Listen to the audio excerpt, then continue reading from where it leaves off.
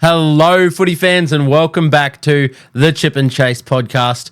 We're back on a Wednesday, so you know what that means. We're here to wrap up everything that was for round 5 of the NRL Telstra Premiership season in terms of Supercoach. So once again, if you're an audio listener listening to this, we've got the face cam going, we've got the screen up, everything that you want to see, a few more things coming at you this week. So if you're more of a visual learner or you just want to interact more with me, get more of a connection with me, and you're listening on an audio platform, head over to the YouTube, because this is where that's going to be uploaded with a bit of everything.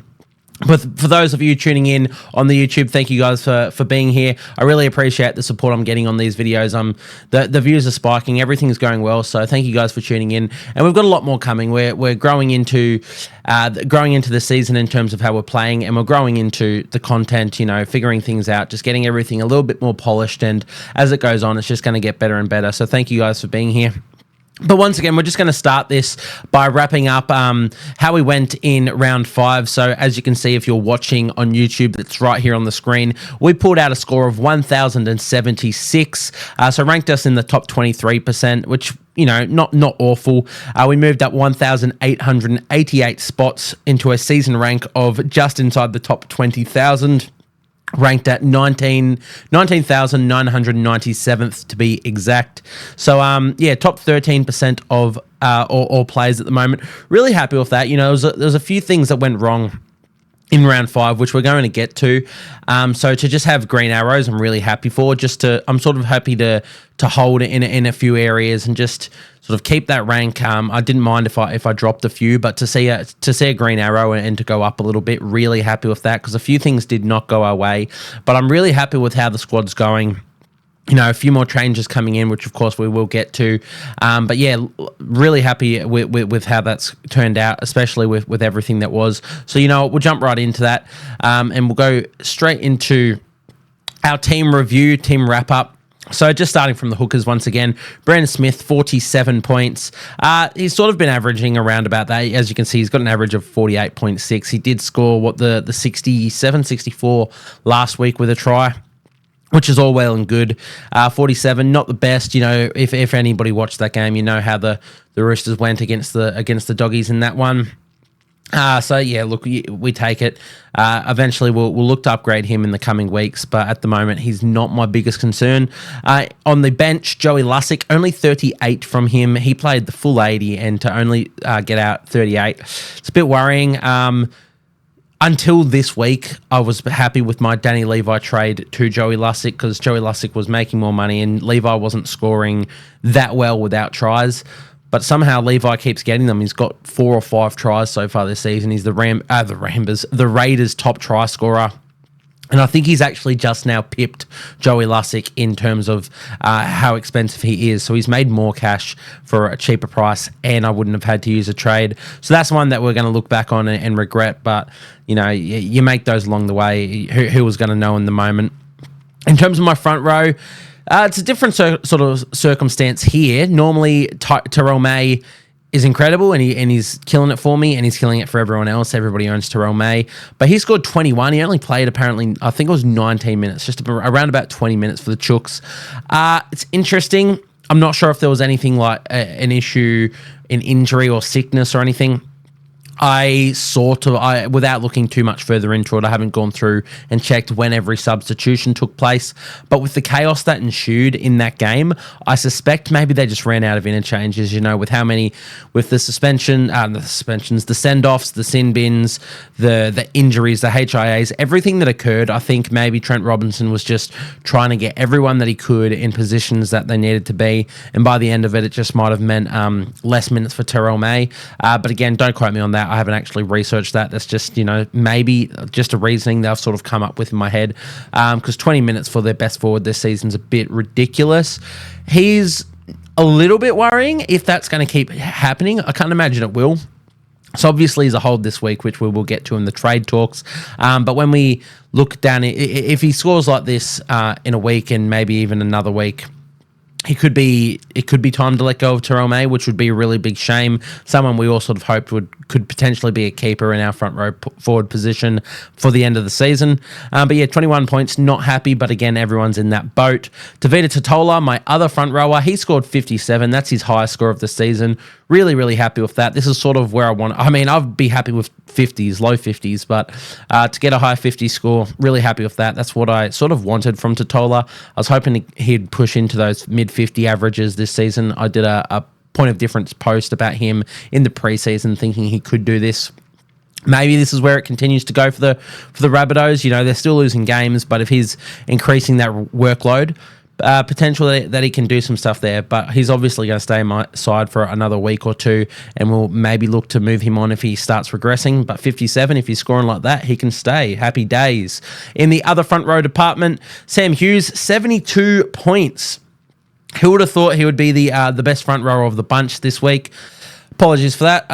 Obviously would have cut that out of the video, but yeah, got the sneeze out of the way. Yeah, Sam Hughes. Who would have thought he would score the best out of all the front rowers that I owned this week? Was looking to sort of sell him a week ago, or not really sell him, but there wasn't much going on. There was no real options to go to. But so I'm just like, give him another week. He's named at front row, whether or not that makes a difference. He didn't end up starting at front row, but he did score a try, and yeah, 72, high score of the year for him. Made a little bit of money there, and now he's got a good break even, so hopefully he can make a little bit of money for another couple of weeks, and maybe there's a potential option to trade him down the track, or maybe he just keeps upping those minutes now with all the Bulldogs injuries and suspensions. Maybe there's an option there, but regardless, 72 points, happy with that for cash generation. Pawasa obviously didn't play once again. He's sort of just in there as enough, but we will be looking to move him on, which we'll get to. In the second row department, Josh Curran, another Bulldogs forward, punched out 60. Can't be disappointed with that. Just happy him to be averaging around that 60 mark. He's just got his dual position, so he can now be moved into front row forward, which is definitely an option I'm going to be looking at. Maybe not this week, just with the trades that I want to get out of the way. But I'd prefer to have him scoring around 60 in my front row forward position, because that's a sort of a dire straits position at the moment. So we'll look to do that in a week or two, but really good that he got that, and happy with his 60. Kaipius Paul, he downgraded to 50, which again, that's fine. It's all base. There's no attacking stats at the moment for Kaipius Paul, though. I'm really confident they'll come when we get to my sort of game previews podcasts along the track. I've actually got a sneaky bet on Kaipius Paul as an anytime try scorer, paying about $4.50 at the moment. So I think attacking stats will come, but for now, that 50 points, look, it's fine. It's just solid base. We'll just plug that in there, and when those attacking stats come, yeah, we'll be happy with that. Bo for more. Very close to selling him last week. Very close to selling him this week. End up keeping him in the squad, playing him. He scored 71. He got a line break assist and a try on the back of that. So attacking stats and only scoring 71 in 80 minutes, not great. But just at face value, 71 points. Really happy with that in the side. And happy I didn't sell him just before that, because now I got another price rise out of him. I'll hold him for one more week. He'll get a small price rise. They're projected to get 22,000, so he'll get up to around 500K. Not quite sure he will hit that, but yeah, regardless, I'll keep him for one more week. Morgan Smithies, who I didn't play, 69 off the bench. Really happy with that. I'm pretty sure that was all base. Again, I can't recall any attacking stats from Morgan Smithies in that game, but fantastic stuff from him. I thought his cash growth was quite stunted, and he was going to just sort of stay around that 400K. This 69 score could potentially up that a little bit, so hopefully we can get a little bit more money out of Morgan Smithies. Joe Chan, once again, didn't play for Melbourne. He has been named the 18th man for them, which we will get to as well for round 6. So it seems like he's just out of favour now, and Sean Bloor has won that spot off of merit, which is, expected for the Storm, to be honest. I always thought Sean Bloor was going to just start there and get it. Joe Chan was sort of someone that we all had to jump on. We're now stuck with him, but it's not the worst position to be in. He's still very close to bottom dollar. If he comes back into the side, he'll make a little bit of cash. If he doesn't, we can, move him on to some cheapies down the track. Viliami Fafita, once again, didn't play. He is my little dual position nuff, so it doesn't faze me that he's not playing or earning cash. Happy for him to not play and not be an AE nightmare like he was for me a couple of weeks ago. In the halfback position, Nico Hines obviously had the bye, so didn't play, so we ended up having to play Luke Brooks, who we brought in for Nathan Cleary a couple weeks back. Ended up with 55, which I'm very happy with against the Penny Panthers. I was very scared of how Luke Brooks was going to score. Quite attack stat reliant. Needs, he looks fantastic from an NRL perspective. He's fitting in really well at Manly, but in terms of Supercoach, those stats aren't really reflected in his scores. So he needs attacking stats, he needs try assists, and he came up with one to Tom Trbojevic in this game against the Panthers. So 55, happy with that. Just plug him in there. Obviously not going to be sitting in my side for too much longer. Going to probably keep him for one more week and then hopefully move him back to Nathan Cleary. Yes, it's been 2 trades to get him out and in, but something I want to do, and I'm happy to do that probably next week. Dylan Brown at 5'8". He upgraded to 55 points. Again, NRL perspective, he's passing the eye test. He looks pretty darn good. He's everywhere for Parramatta in a side that's kind of struggling a bit at the moment. But yeah, Supercoach, it's not doing it for us. What we bought him at 700 and high 700K, 780K, something like that. He's down to 640. Quickly check his break even, 96. So he's going to drop again.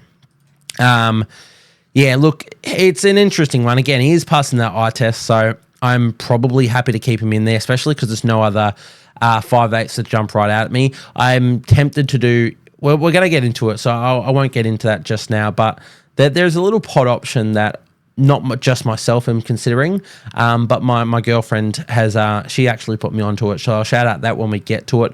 But for now, Dylan Brown, it's 55. It's just holding me above water. We'll deal with it. There's no one else. Lockie Galvin obviously didn't play. He's suspended, and he's not getting sold. In the centre wing department, Valentine Holmes, he was going to be my captain this round, ended up going with, I looped Kalen Ponga's 117, which we'll get to. But Valentine, he scored 93. Didn't look like he did all that much. Like he was really good in his running game and that. But 93, yeah, I didn't expect a 93. I expected around about an 80 from him. So 93, a lot of captains would be happy with that. And as an owner who didn't captain him, I'm really happy with it as well. Roger Tuivasa-Sheck, 61. There was a try involved in that, but he also was on the wing. So a lot of his normal sort of base stats that he's been getting through at fullback and at centre weren't really there. He missed a few tackles, which would have hurt.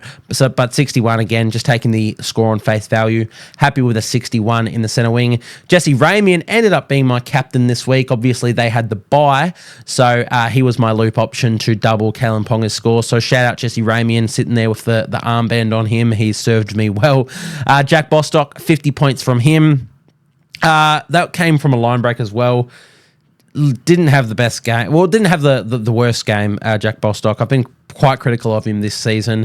He was fine for the Dolphins in this one. Didn't have nearly as many errors. But in terms of a Supercoach perspective, 50 again, we're just going to take that at face value. He's there for money making in the end. In softer matchups, we'll play him and hopefully he can score points. 50 points, that's fine in the centre wing. It's nothing too bad, and again, he's just making money.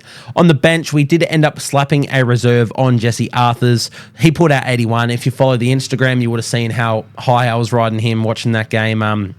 Someone who I talked about in the last podcast as someone I was about to trade out and very close to trading out. Not only did he end up managing to stay in the side, but he ended up getting a reserve armband simply because I just wanted to have someone in that first game of the round. I just wanted to watch someone that I owned in Supercoach. He played a really good game of footy, scored 81 points. Could not be happy with that. Still going to be looking to sell him this week, unfortunately, Jesse Arthurs. Look, you made another week in my side and you served me well, and I'll love you forever for it. But he will be getting out, which we'll get to. Ethan Strange, this one hurt a bit. So in terms of when I was looping, obviously I had to drop a player from my centre wing. I had Ethan Strange in there. I ended up taking him out, and because I tipped the Eels, I kept the reserve on Blaze Talangi instead of Ethan Strange, obviously having to captain Ramian. So Ethan Strange went from being inside my team to not playing for my team, and he scored 96, which would have been insane. At the same time, though, it wouldn't have been like a huge difference, because if I didn't play Blaze Talangi, then he would have been my AE. Instead, my AE ended up being 69 from Morgan Smithies, when my only 3 other players were a 72, a 69, and a 96. Yeah, AE being 69 is not bad. So look, it's not all doom and gloom there, but would have liked to have played him. But regardless, 96 from Ethan Strange, fantastic for our cash gen. Everyone should own him, so it's not just me, but yeah, really good there. Blaze Talangi, 30 points. Obviously not the best day for the Parramatta Eels. They got absolutely trounced by the Raiders. And Talangi didn't, unfortunately, score many points. He's also now been dropped from the Eels side. So his cash gen is stunted. We'll get to sort of trade options down the track. If you're looking to trade him, I suppose you can, but he's not really an issue at the moment for me. But yeah, 30 points from Blaze Talangi for my team this week. The man of the moment, Kalen Ponga, 117 points against the Dragons. I did end up looping that, as I said. So a good 234 points from Kalen Ponga as my fullback there. Really happy with that. The unfortunate star, the not-so-star of the show, James Tedesco, 4 points as my final reserve. Obviously, he got knocked out. HIA, he's now set to miss this week. Yeah, really, really unfortunate. James Tedesco was someone that I've started the season with at 4% ownership or something. Really happy with how he's been going. Really happy as a pod option. Everyone started to jump on him. He's probably dropped in ownership now. 17% of teams. Look at that. I owned him from 4%. He's up to 17%. Everyone jumped on him. To get a 4, it's unfortunate. It's tough getting HIAs like that. It's why we need the whole 18th man rule in Supercoach. I don't know, the Supercoach playbook, Timmy Williams, he's a massive advocate for it. If we can nominate an extra man on our reserves, their score will not count unless we get a HIA in a game and our players ruled out. It would save this hassle, and if you get 2, like I've got a friend, Levi, who we hopefully will get some content with in the future. He has been smashed this season. Very unfortunate for him. But in this week alone, James Tedesco, he had 4 points. Ruben Garrick scored 1 point as well for him. Like, if that happens and you have 2 players go down with HIAs, look, it's tough luck.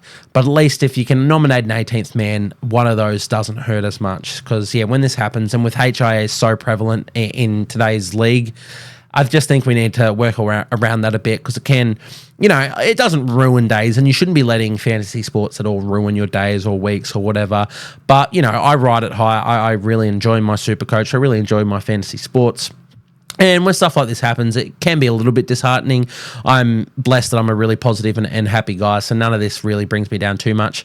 But yeah, I get into it, and I can imagine that for other people, it can really hurt you, especially if you are trying really hard in this stuff and your goal is to actually succeed in, whether it's the media side of things, if you're wanting to get up there because you want to promote this sort of stuff like I'm doing, like other content creators are doing, or if you want to do it because you're trying to win the money or you're just trying to prove yourself. Like, there's people that do this for more than game, and sure, you shouldn't be letting fantasy sports get you down, but sometimes it can, and I think, an 18th man would help that a little bit. Because 4 points from James Tedesco, tough. And yeah, as I said, if you're in other boats where you own Ruben Garrick and you're getting 5 points, or then if you own Liam Henry, between 3 players and almost $2 million worth of your salary cap on your team, and you score a total of 4 points, like, that's ridiculous, and it's tough for you guys. But yeah, Tedesco's 4, not ideal at all. Could be holding him. He's definitely still. I still believe in him as a player. I was going to hold him for a long time, probably up until Origin. But we will probably look to trade him now. 184 break even when he does come back. Obviously going to miss the next game. So we'll look to move him on. But that is how my team shaped up. That's how my team shaped up for round 5 of the season. So we will now be moving on to, what do we do next? The team list news? The team list news indeed. So once again, got the team lists up on this side. Normally I write out all my notes and I do that. I've gotten a little bit lazy now. I've just got a lot going on. So I just got the NRL page and the team list news, everything up on this screen. So I'll be looking over here, reading these ones out for you guys. In terms of the first game of the round, the Knights and the Roosters, not so much any changes for the Knights, though Greg Marju is named in the reserve, so he could be due back. Not really Supercoach relevant at the moment because we don't know if he's going to play, and even if he does, you probably want him to come in and lose that cash before you decide to pick him up. The other thing was that Tyson Frizzell was late out last week. He's expected to miss a few more weeks. I think it's a hamstring injury. So Dylan Lucas is running on at second row at the moment. He played 80 last week. He played 80 the week before as well, but he was in the centres. He's been looking really good. Could be a really good pod option. Dylan Lucas scored really well last week with a try as well. For the Roosters, a lot more changes here. I'll just read out what they've said down here. So James Tedesco and Sam Walker are both out with concussions, so they missed this game. Joey Manu has been moved to fullback to cover Tedesco. Connor Watson is moving into the 5'8" position, and Luke Keary shifts to 7 to replace Sam Walker for the Roosters. Junior Ponga comes on into the back line on the wing to replace Dominic Young, who was out for 2 games with suspension after he got sent off for that high shot on Blake Taff. Michael Jennings is in. He played 53 minutes last week as their 18th man, obviously with the suspensions and the HIAs and blah, blah, blah. Jennings made his way back into the NRL, which is very cool to see. Look, you read into everything that they do off the field, sure. There's players that have been allowed back in the game who have done worse things than Jennings. I'm just happy to see good footballers back in the game. And, he served his 4-year suspension for the performance-enhancing drugs, so I'm just happy to see him back. NRL apparently won't be honouring him with a 300th game celebration this week, which I think is very slack from them. If you're going to allow the player back, you should honour them as a player and as a human being. Either stick to your word and just go, no, we don't want you representing us. Don't let him back. I don't mind if you choose to do that, but you've chosen to let him back, and therefore you should treat him as such, treat him as a player of the game. So unfortunate, a bit disappointing from the NRL there. But Michael Jennings, just good to see him back in the NRL. Not really Supercoach relevant though, but he is into the centres to replace Joey Manu, obviously, who's moving to fullback. Zach Docker-Clay has been named on the interchange. He's probably going to be that sort of hooker, utility reserve to replace Brandon Smith and if there's injuries in the halves and whatnot. So good for Zach Docker-Clay there. Nat Butcher, he returns in the second row. Missed last week with, I believe, his wife had a child. So shout out, congratulations to the Butcher family. Really great stuff for you guys. But that is why he missed last week. Nothing injury or form related. Literally just wanted to be with his partner for the birth of his child. So awesome stuff for Nat Butcher. But he's back in the side. Egan Butcher is the one who drops out. I sort of expect late changes here. Egan Butcher was fantastic for the Roosters. Big part of their sort of comeback against the Bulldogs. And Satili Tupanua was really, really poor, and he's named on the bench. So I expect Satili to sort of drop out maybe late before the game starts, and Egan Butcher to be the inclusion for the team.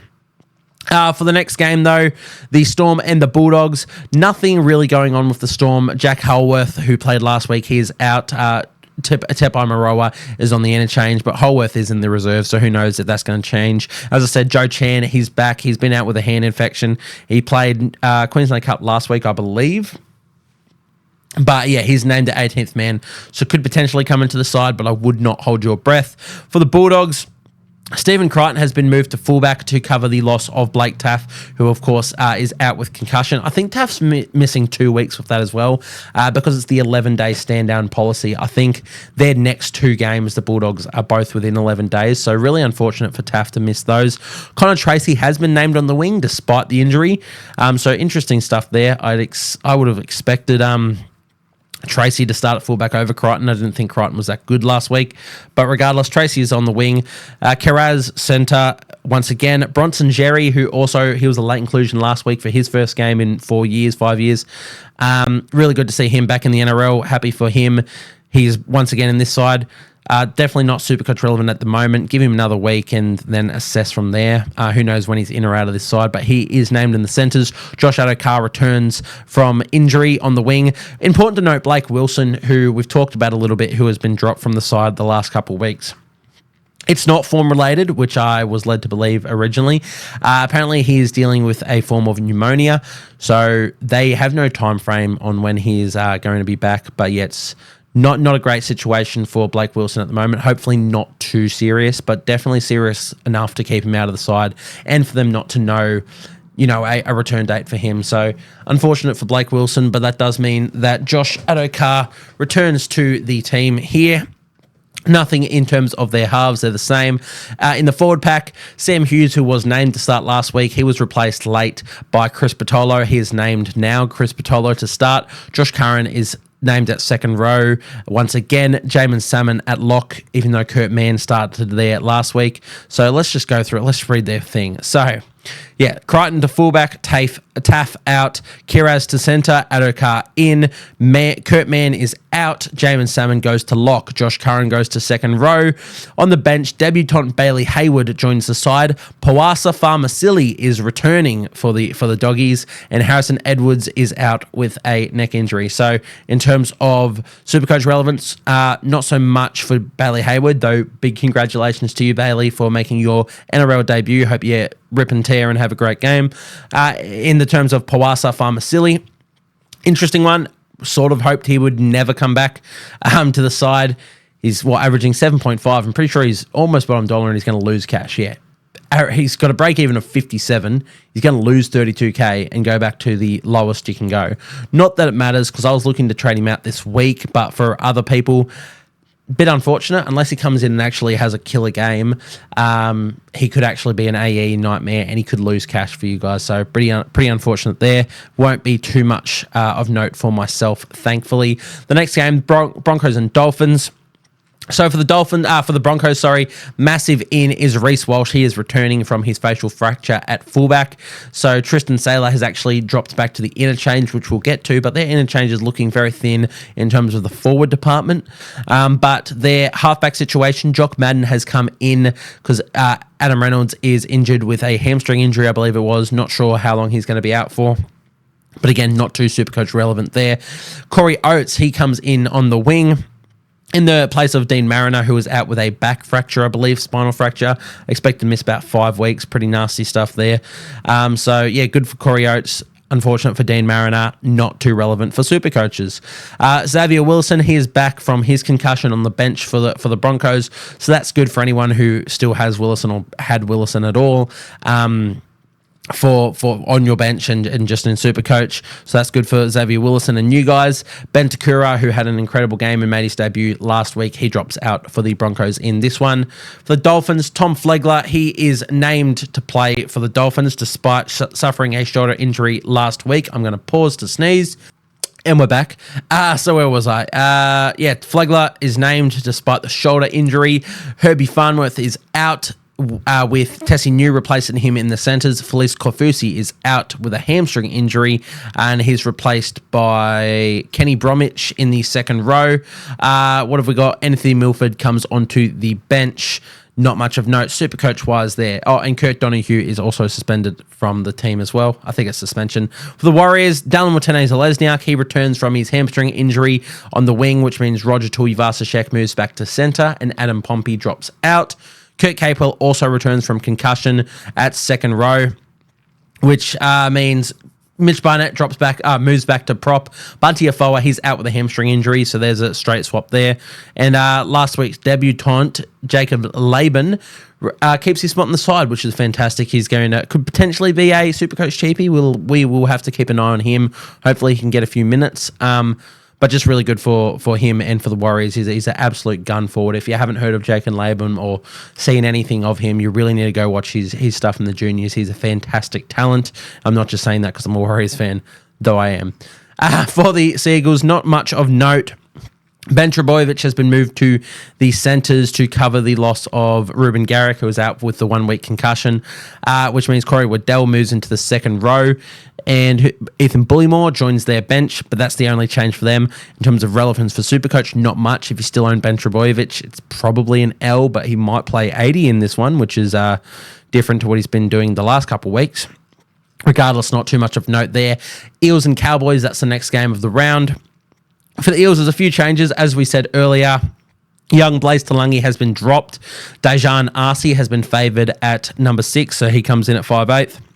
Micah Sevo has also been dropped from the Eels, which means Bailey Simonson moves from centre to the wing, and Morgan Harper comes in at centre. In terms of their forward pack, Bryce Cartwright has been named to return from his injury, though he's sort of touch and go. We're not sure if he is actually going to play the game, which means Wiramu Greg drops out. But again, not too much of note there. Once again, their bench doesn't include Brendan Hands, so Joey Lussick is still going to get 80 if you still own Lussick. Hopefully he can score a bit better than he has been the last couple of weeks. For the Cowboys, not too much of note. For any Zach Labert owners, very gut-wrenching for you. He has done his ACL, and gut-wrenching for Zach Labert. He's having a really good season for the Cowboys and a young fella, so really disappointing for him. But yeah, ACL injury. He will miss the rest of this season, which means they've brought in Tom Chester into the centres. I haven't looked too much into Chester in terms of his price or anything, but if they're going to continue with him at centre, he could be a decent cheapie option if he is in fact a cheapie. But though Viliami Valea, the recruit from the Warriors, Viliami Valea, he's in the extended squad. The other one is the winger that they play, Semi Valamai. Either of those two could potentially come into this side at any point and take that centre position. So Tom Chester, he's one to watch for sure, but definitely don't go early on him. But yeah, unfortunate for those owning Zach Labert. Next game, Rabbitohs Sharkies. Lot to note here. Latrell Mitchell, he's suspended for 3 games for I think it was just for the charge where the elbow to Sean Johnson's jaw, which is, very fair. Should have been a 3-week. Could have been more, to be honest. He might be lucky he only got 3. But Jai Gray, the Rabbitohs dynamo in the lower grades and the dynamo of the preseason, he comes in at fullback, one of Rugby League Guru's boys. So I'm sure you've all heard of his name by now. But yeah, at fullback for him, making his NRL debut, fantastic to see. Tyrone Munro also returns from his injury. He's on the wing. He replaces Isaac Tuitupo Thompson on the wing, who had a pretty indifferent game last week. But Tyrone Munro, if the Rabbitohs can hit form, potentially an option, but at the moment, definitely not. Not too much to note for the rest of their team. The other one is, if for any Damien Cook owners, kick in the dick for you, because he has been dropped completely to 18th man, with Peter Mamouzelos favoured on the bench, favoured at number 9 at hooker for them. In terms of their forward pack, pretty similar. Sean Kepi and Talis Duncan are out, but they've got Moale, Shaq Mitchell, Havili, Cheekham on the bench, and their forward pack, the rest of that is the same. For the Sharkies, Kale Iro, this is the big one. Kale Iro has kept his spot at centre, even with the return of Britton Nikora, who comes into the second row, and Siosifa Talakai has been dropped to the bench. I do find this quite ridiculous. I thought Talakai and Tungo were the 2 best centres in the league for the first 3 rounds. So for Talakai to be dropped to the bench, I think that's quite stupid. Like, he's come in and had his best start of the season ever, and he gets dropped to the bench. But in terms of Supercoach, fantastic for Kale Iro. He can have one more game before his price rises, so don't buy him just yet. It's not safe. We don't know if that's actually how it's going to line up. Talakai could come back in at any point. But yeah, could be potentially really good for us Supercoaches if Iro can get one more game, and then potentially if he keeps his spot for the week after, we can buy him then. But besides that, not too much of note for the Sharkies. They're coming off the bye, so they've got a good, strong team. As I said, Britton Nikora back in. Wouldn't be buying him. He's going to lose some cash, and then maybe you can look to buy him down the track. For the Tigers and the Dragons, the Tigers, have they made any changes? Yes. John Bateman is out with, I'm not sure if it was an injury, it might be concussion, but he's out injured. Alex Seyfarth is now the number 12 second rower. They are also without Latu and Samuelo Fainu through injury, so their interchange is quite different. They have Jake Simpkin, Justin Matamua, and Asu Kapoa come onto their bench. For the St. George Illawarra Dragons, not too much in their backline. That's all the same. Their forward pack, it's changing every single week. But now Harm Saleh, he has come into the side at starting prop, number 10 for Harm Saleh. Jaden Sewer, Luciano Leilua, still the second rowers. Tom Eisenhoof named at lock. Not sure how it all lines up, but once again, we've made a pod post, which we will get to. Jack DeBellin, he's named in jersey 16. If you are looking at DeBellin as an option, don't let that scare you. He's scoring well off the bench, and we will get to that in a little something that I've got coming up, which I'm really excited about. And then the final game of the round, the Raiders taking on the Titans.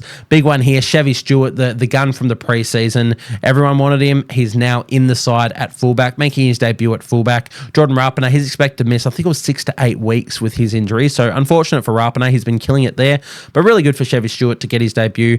Hopefully he kills it, and hopefully he can be a good option for us in Supercoach. Beyond that, James Schiller, he's still named on the wing, which we'll get to. Really good buy there. Savage, Timoko, Chris, all the same. Their forward pack, it's all the same as well. Zach Hosking is back at second row. He's got about 100 break even now, so definitely not a buy anymore.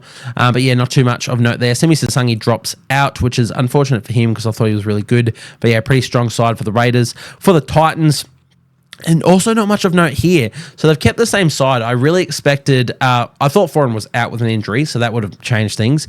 But even if he wasn't, I was hoping Foran goes to halfback, Tanner Boyd out, and AJ Brimson to 5'8". Hasn't happened. So they kept a very, very similar side. David Fafita, he ended up starting last week and he played the 80. He's named at second row once again, so looks to be a buy coming up if you're wanting to strengthen your second row position. Cleese Haas is named at lock forward for this one, and their bench is Sam Verrills, Aaron Clark, Isaac Liu, and last week's debutant Josiah Pahulu, who was fantastic. Now, that took a lot longer than I expected it to, but we have covered everything there. That is all of the team list news for leading into round 6 of the NRL season. So let's talk trade, shall we? Now, in terms of what, let's leave what I'm doing to the end. Let's just look at the most traded in and most traded out and talk about why they are good or why they are bad. So the most traded out in my team, is there an option to filter this by anything else? No. Well, most traded out in my team, James Tedesco. Look, if you own James Tedesco, it's not an awful hold if you want to save trades because I still think he'll be good when he comes back. But he's missing a week. He's going to lose cash when he comes back. Definitely a solid trade, something I will be doing. He's being traded by 7.5% of owners, I believe, or I think that's owners, yeah. So, yeah, a lot of people trading him out. That's fine if you are. Blaze Talangi, he's been traded out as well. He's the second most traded out in my team. Look, there's a reason for that, which I can understand. It's not going to be what I'm going to do personally, but I can see why people are doing that. Dylan Brown, he is also being traded out. Now, I don't mind this, and we're going to get to this when we look at trade in targets. I, again, am not going to do it because I believe, just from watching him, there's something there. He's so close to scoring a few points, and he came up with a try assist last week, so it boosted his score to 55, and 55 with a try assist with attacking stats, not great. But there's something there, and I also don't really like too many other 5/8 options, obviously with Lockie Galvin out. There's not many sort of floating about. There is one that we'll talk about extensively next week, but we'll give a hint to him this week. Joey Lussick, he's been traded out. That's fine. He's sort of reached his peak price, break even of 53. So, yeah, he's only expected to lose a little bit, but, yeah, don't mind him as a trade out this week. And Luke Brooks, he's been traded out this week. Not quite sure who for. If he's in your 5/8 position, I'm not sure who he's going to. If he's in your halfback position, I also don't know who he's going to because it's not going to Nathan Cleary. You might be going for a Sean Johnson or a Daly Cherry Evans as a point of difference play. I don't hate that. I think they're both playing really well, and I really like their sort of upcoming draws for those teams. But I think the best option is Nathan Cleary next week. So Luke Brooks as a trade out for my team. Don't really like it. Now, the most traded in, not in my team, James Schiller. It has to be the priority trade for every single Supercoach out there, whether you're trying to do this head-to-head, you're playing for overall, whether you're anything, you're taking it seriously or for fun, James Schiller has to come into your side. Negative 117 break-even. He could walk onto the field, take a shit, and walk off, and literally go up almost 100K. Like, this is sort of ridiculous stuff. Negative 117 is so good. You need to bring him in. He's almost bottom dollar. He's been named there again, despite the Albert Hopewate news that he's lurking. Albert was only expected to miss 1 week with Burns from cooking. He missed the 1, he missed the 2. He's now missed the squad again for James Schiller. Even if Schiller comes in for 1 price rise, honestly, you take that risk because it's so much money. But the chances are that he keeps his spot on that side. He's been playing fantastic for the Raiders. So you got to bring him in, make that money. Fantastic trade-in option. Can't argue with that. Joey Manu is the second most traded in player that is not in my team this week. Interesting. It's a very pod move. Obviously, he scored 108 last week. He's playing fullback, and everybody loves Joey Manu at fullback. I'm quite scarred from him after bringing him in as one of my last 2 trades last season and captaining him where he tore his hamstring and scored about 1 point. So that was fantastic. I don't mind him as a pod shout at fullback against the Knights, who haven't been fantastic, but it is at home, and the Roosters also haven't been fantastic. Look, it's not bad. It's not something I'm going to personally do. Angus Crichton, he's the third most traded in player. Love that. Something I am looking to do this week. Eliesa Katoa is the fourth most traded in player. Didn't really see that coming. I thought he was just going to stay as a pod option, and I guess he still will regardless. Really like that for people who are doing it. Something I toyed with, but it's not really something I really want to do this week. I have other options that I'd prefer, but Eliesa Katoa, those of you who are doing it, cannot hate on that. Kale Iro, he's the fifth most traded in player, not in my team. Now, once again, I think it's a poor idea to do it this week because he's not going to make money this week regardless, right? Let's double check. He's only played the one game this season. Yeah, so he's not making money this week. So you can do it to free up cash, but why wouldn't you just move to James Schiller? I'm not sure. Wait another week. Pick him up next week if he's named again. Because if you bring him in this week and then he's not named next week, you've just got a bottom dollar player who you can't move anywhere and is not making you money. So you want to sort of balance that pretty well. Don't bring him in this week. Look to bring him in the week after, in my opinion. But in terms of some pod options, this is the segue into. Also, don't worry about the hair. It's not listening anymore. It's too long. If you want me to cut it, send me some money. I can't afford a haircut. But yes, let's move into this little thing up here. My new series I'm going to be posting on my Instagram, and hopefully we'll potentially look at every week on this sort of podcast as well. My point of difference players, my best buys, round 6 point of difference players. Now, every other Supercoach content creator, every other Instagrammer, podcaster, whatever, they do your best buys, your holds, and your sells. You know, I can do that, sure, but a lot of the things that I'm going to be saying if I do that is the same as what everybody else is saying. You know, there's only so many times I can say, or Whisperer can say, or Guru can say, or Playbook can say, or Experience can say, buy James Schiller. Like, okay, what's that achieving if I say it? Everybody else says it. It's not really something that I need to be saying. But what I want to do a bit differently. Look, if you do want to see that content, let me know because I can post that. It's not exactly plagiarism, and it is something out there. But I wanted to be a little bit different, and I wanted to go through point of difference players that can set you guys apart and can set my what I produce, the content I produce, apart from other content creators out there. So I'm going to be looking at point of difference players each and every week. I'm going to be doing 3 players a week where I think they're low ownership and they can help your season go along, whether it's in terms of scoring points, whether it's in terms of making money or whatnot. But we will be looking at 3 point of difference players each week. So this week, the 3 best buys I have, as you can see, Wade Egan, Jack DeBellin, Nick Meaney. So let's just start with the stats we've got. So this is my layout for these sort of posts. Wade Egan, you can read everything there. I'll read through it myself. If you're listening on an audio platform, you can't read it, so I suppose I better read it for you guys. But Wade Egan, he's currently priced at $591,200. He's only hooker, as we know, owned by 2% of players, season point per minute of 0.98, 3-round average of 64. Keep in mind, he's only played 3 games, and in the first game, he got injured. So 64 is actually quite skewed, but in the analysis that we've got written in our description, we'll get to that. We can see what his average over his last couple of games is. Break even 21. His upcoming opponents are the Manly Seagulls at home, so the Warriors are at home for that game. The Dragons, where they're away to the Dragons, home against the Titans, away against the Knights, and away against the Roosters. And then below that, you can see the point scoring graph of how he's scoring his points this season. That is all provided by NRL Supercoach Stats. They've got the website. I've reached out to them. They're fine with me using this, all of their stuff. So massive shout out to them for letting me use that. And if you want the best stats out there, please do go check out NRL Supercoach Stats. If you're taking Supercoach seriously, you should be familiar with them already. They are fantastic stuff. So yeah, that that pie chart there is just how exactly Wade Egan is scoring his points so far this season. Now, what I've written down about Wade Egan, I've said Wade Egan has been on a tear for the Warriors so far this season. Since returning from injury, he's played the full 80 minutes in both of his games, averaging 78.5 in that small sample size. With the Warriors continuing to improve and look like title contenders, and with him playing a huge role in their attack, I see him as an incredible purchase for those looking to upgrade the maxing cheapies of Lusick and Levi while avoiding the more expensive and heavily owned Harry Grant.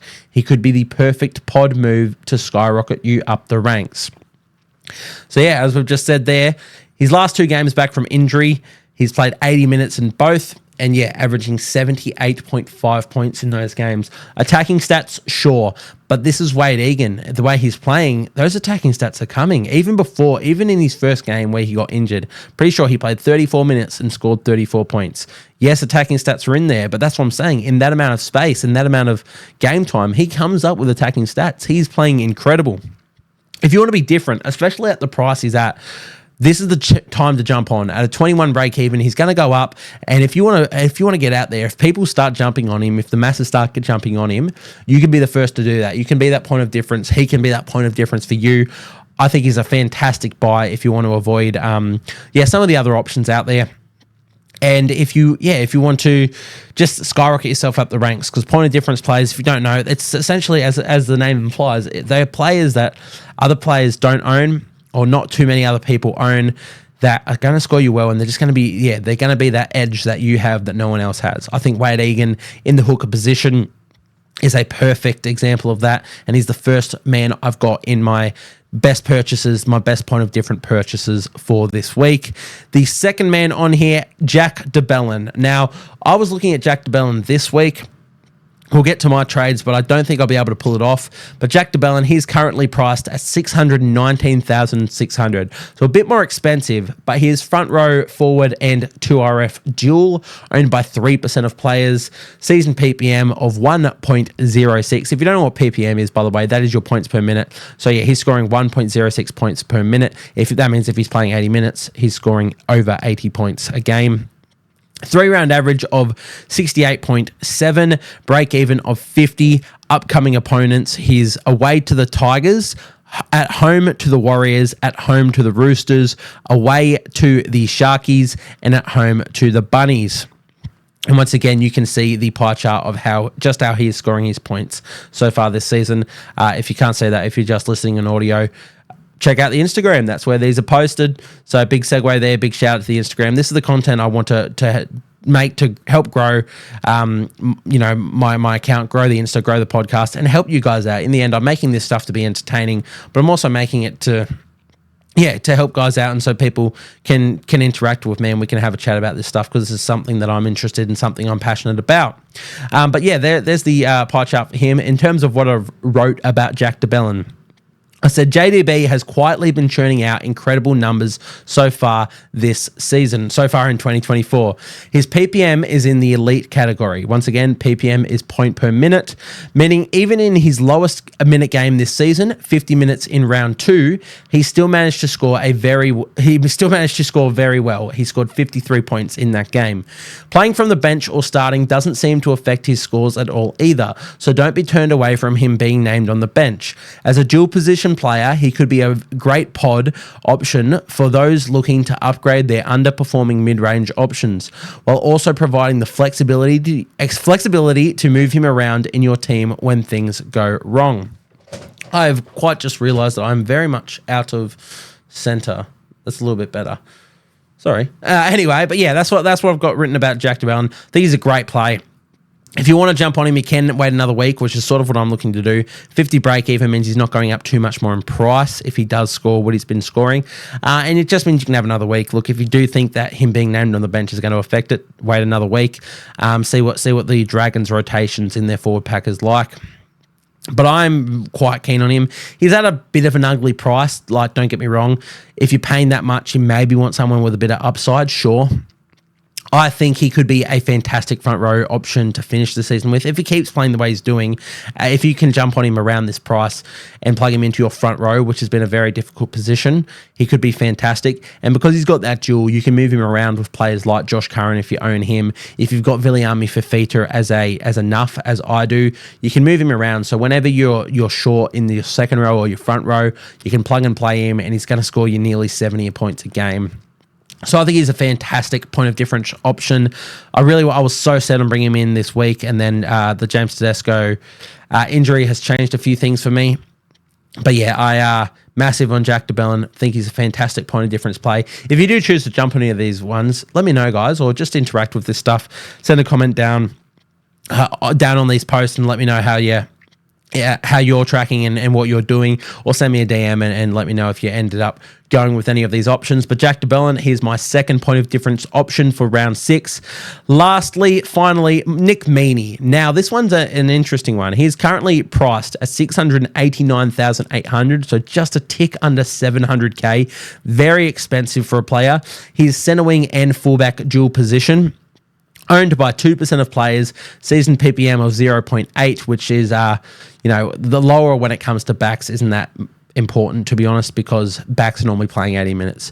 Jack de Belin's 1.06 PPM would probably be a little bit lower if he was playing 80 minutes a game.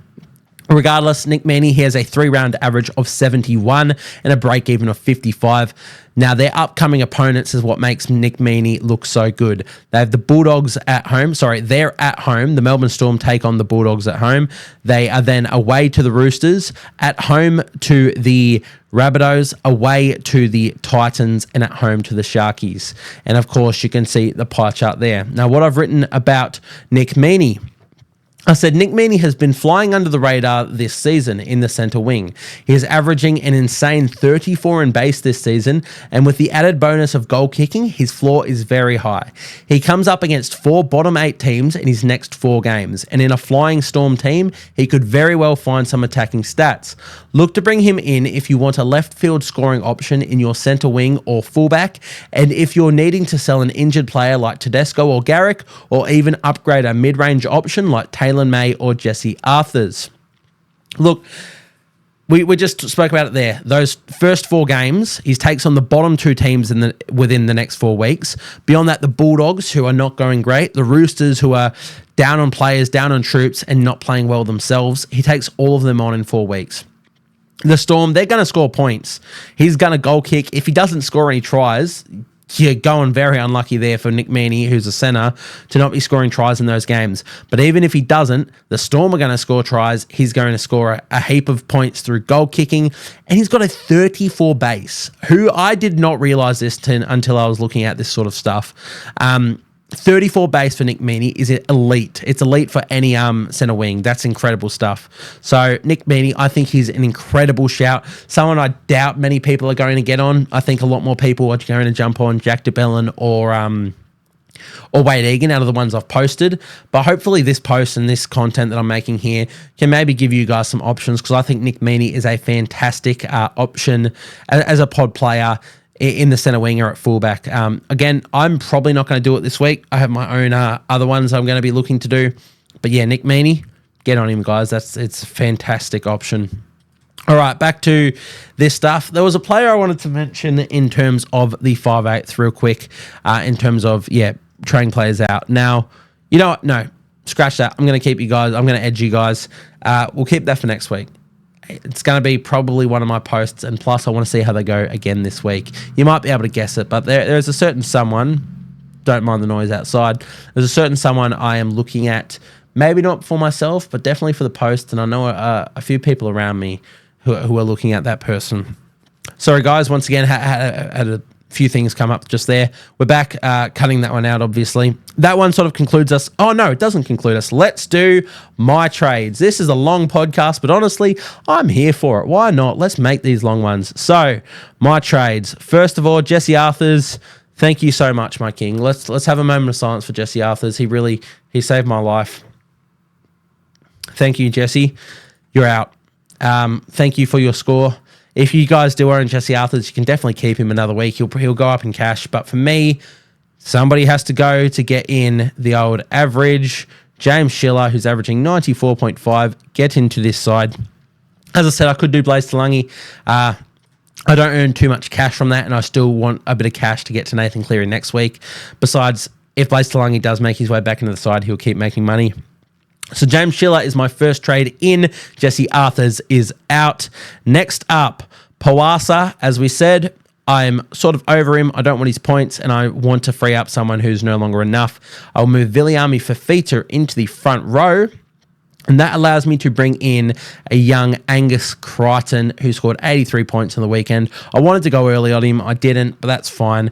I think a lot of people, as I said, we looked at it in terms of the most traded in. Angus Crichton was in there, all for it. Fantastic buy this week. I think him and James Schiller should be priorities for most teams. But Angus Crichton, he comes into my team. And the final one is James Tedesco out. Now, we could do Nick Meaney, who I did just speak about. Massive on Nick Meaney. Think he's a great pot option. What did he score? 69 points. There you go. Really good score from Nick Meaney. Now, I'm going 2 players up from him to Chance Nickel-Klukstad. Potentially, depending how he scores this week, he could be in my pod series next week, but we'll have to keep you on your toes before we decide that. But I'm going to get the jump on him early. I love what the Warriors are doing this season. Obviously, a Warriors supporter, so there's a bit of bias there. Love how they're playing. Love what Chance was doing last week for the Warriors. I think he's going to be a fantastic pickup in Supercoach. I wouldn't do it if I didn't have injuries. If you're running players like Trbojevic and Ponga or any other amount of fullbacks that you've got, I wouldn't be using trades in the fullback position. Set and forget your guns and ride them. I'm doing it because Tedesco's out, and I'm going to go a bit point of difference. I'm going to go to someone who was 0% owned before this. 0% of teams owned by 656 players. I'm going to get the jump on him early. I think Warriors are in for a fantastic run, and yeah, I'm happy to pick him up. He's obviously not going to move cash this week, so you could wait a week. As I said, that's why I'll probably leave him for the pod options next week. But as I said, I'm going to get the jump. I'm going to bring him in. And that is going to conclude my trades this week. That is my second boost of the season, using the 3 trades this week. Obviously, you normally get 2 for those of you who are a bit new to Supercoach. If you've wondered why I've used 3, I've used one of my boosts. You get 5 boosts this season, and I've used one to make 3 trades this week. So next up, we will do our captain options. Let's do sit v start first. Let's have a look at my team in particular. Valentine, Tui Vasashek, and Ramian are all starters for my team. They're my 3 guns. Jack Bostock, the Dolphins take on the Broncos. Now, this is the Broncos. Also, I forgot to mention in the team list news for the Broncos because it wasn't listed, but Jordan Ricky is expected to be out now, so there's another player out for them. They're decimated, so Dolphins could get a win here. But do I trust Jack Bostock to do that? He scored, 50 points again. Who'd they verse last week? Regardless, they had a decent opposition last week, Tigers, and he only scored 50. Against the Broncos, I'm not trusting him to score much more. I'm not going to play him this week, but I am going to play James. I'm going to play Ethan Strange. There's one. The Raiders take on the Titans in the final game of the round. Titans obviously haven't fired a shot this year. They were a bit better last week, but still not going great. So Ethan Strange is going to come into my team. My reserves, set and forget one on Chance Nickel-Klukstad, one of my guns. We will put one on Luke Brooks. So the one on Blaze Talangi, you are no longer a reserve. Luke Brooks, you can get a reserve game this round. They are taking the Warriors, so it's not the best option.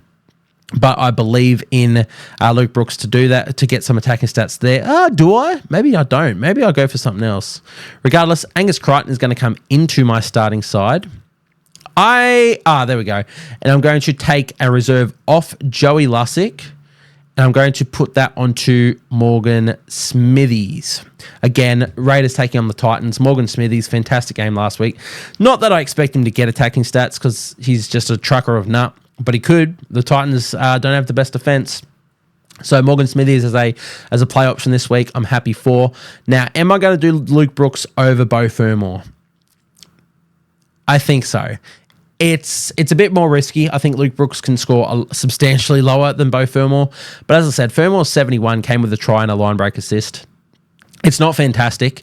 Luke Brooks doesn't need to do too much more to get up to that. They are versing the Warriors, the Seagulls, so it's going to be tough for him to come up with attacking stats, but I'm going to back him in. There's a reason I brought him in, and that this is for it. So my reserves this week, Chance Dickel-Klukstad, James Schiller, Luke Brooks, and Morgan Smithies. My playing team, we're keeping Brandon Smith, so we've got Cheese, Terrell May, Tavita Totola, Josh Curran, Kai Pearce-Paul, Angus Crichton, Nico Hines, Dylan Brown, Valentine Holmes, Roger Tuivasa-Sheck, Jesse Ramian, Ethan Strange, Kalen Ponga as my starting 13. Now, let's look at captain options. Last week was quite difficult. If you didn't own a Kalen Ponga or a Valentine Holmes, there was nothing that was really stand out. I owned both. I ended up getting really good scores from both, and I ended up looping KP's 117. Now, there were a lot of players that scored 100 points last week, but again, none were really standout options as players that you really thought were going to do that. This week's a bit different. There are some options. If you look at matchups across the park this week, Melbourne take on the Bulldogs in Amy Park. That's a Friday game, so if you own someone like Ryan Pappenhausen, slap a VC on that and you're on your way. I think there's a really good chance he can score well there. If you do bring in Nick Meaney, I love a VC on Nick Meaney. I didn't do it, but I love it if you did. Beyond that, look, Warriors, you can trust in them. I think they're just going to be so good this season. I know they're up against Manly, who are playing some pretty darn good footy. But if you own a Sean Johnson, you could VC him. If you own a Chance Klukstad like I do, you could VC or even captain these guys. And if you own Dallin Watene-Lesniak as a pod shout, I love that too. I'm going to stay away from that game. Broncos, Dolphins, there's not much options there. If you own Reece Walsh, I'm not sure why you do. You'd be bringing him back into your side this week. Not much there. Cowboys, Parramatta, there's options there. You could go Valentine Holmes up against Parramatta, who have been quite disappointing, or Scott Drinkwater up against Parramatta, who have been disappointing, as I said. But I am going to lean towards Kalen Ponga as my VC against the Roosters in the Thursday game. Roosters decimated on troops. They're very much running on fumes at the moment. All of their players are injured. It's a Thursday afternoon or Thursday night in Newcastle against the Knights, who are finding some form. I love Kalen Ponga as a VC option. And I'm going to slap my captain, on Nico Hines against the Rabbitohs, who are a basket case of a team at the moment. Other options are, if you had a Canberra player against the Gold Coast, you could, but Canberra's a really hard team to really bet on, to put captains on. There's no standout players. They just get it done. You're lucky. You're laughing if you've got a few Raiders players that you're just going to play, as I do with Strange and Schiller and Smithies. But none of those are going to be captain options for me. But yeah, Kalen Ponga, the best VC for me this week. And Nico Hines, I think, is the best C option. Beyond that, I do think Scott Drinkwater, for any Scott Drinkwater owners, I think he is up there with the best captain option this week as well. So if you want to slap something on him, good shout, but you miss out on a VC on a Kalen Ponga or a Ryan Pappenhausen, which is tough as well. So that's the way I'm doing my captains this week. And beyond that, is there much more for this? No, we've done team lists, we've done sit v starts, we've done trades, we've done captains. That'll wrap us up, guys. Once again, we've obviously plugged the Instagram, but if you're not following, or you weren't following Chip and Chase podcast on Instagram, please to go give me a shout out there. Give me a follow. Get around the content, guys. We're doing this not only for myself. I'm enjoying making it, but I'm doing it to help you guys out as well. So get around it and yeah, just back me on that. Swing me a message and stuff. It's just a better way to interact with me over on there. So thank you guys for tuning into this one. We'll be back again for the preview podcasts for the round ahead tomorrow, and we'll be back again next week for our next Supercoach podcast. But thank you guys for tuning in, and I'll see you guys next time.